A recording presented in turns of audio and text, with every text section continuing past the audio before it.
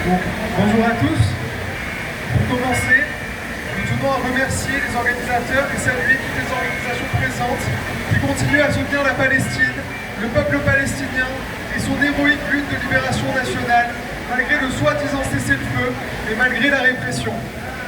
Notre coordination, dont font partie un certain nombre d'organisations et de militants présents ici aujourd'hui, a posé plusieurs points d'unité.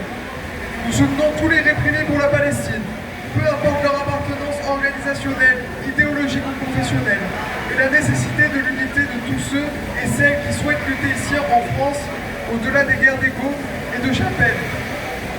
Nous soutenons les réprimés comme caisse de résonance de la lutte de libération de la Palestine et non comme cause humanitaire, car lutter pour la Palestine est un devoir et non un moyen de devenir un militant prestigieux. Nous défendons des libertés démocratiques, et en premier lieu la liberté de se réunir et de s'organiser et de s'exprimer librement, de pratiquer tout type d'activités sociales, culturelles et religieuses.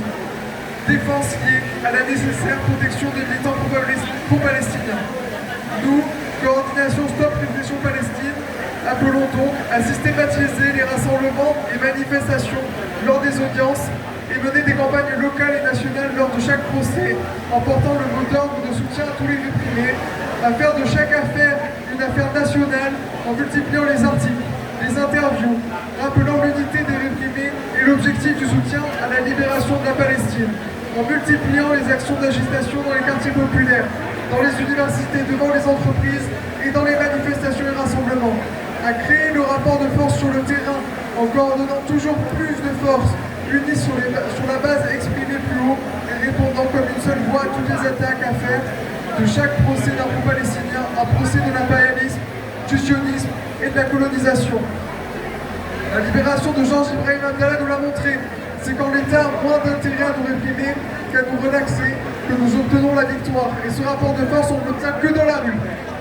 C'est ce que nous avons fait lors des campagnes de soutien à Timothée Esprit, Yamine, Alex, François et Théba, qui constituent des expériences extrêmement importantes pour faire d'une affaire isolée un cas national, sans aucun soutien de médias institutionnels, de gauche comme de droite, sans aucun soutien électoraliste ou passage sur les plateaux télé. Nous appelons toutes les organisations présentes à mener des actions de soutien à tous les réprimés et de préparer une grande offensive anti-répression dès la fin du mois d'août, car les procès seront fort nombreux en septembre.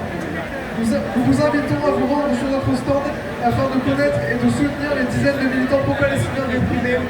Nous concluons en rappelant que nous luttons pour une cause juste et qu'aucune répression ne nous fera taire, car nous sommes convaincus de cette vérité historique absolument inéluctable. La Palestine vivra et la Palestine vaincra.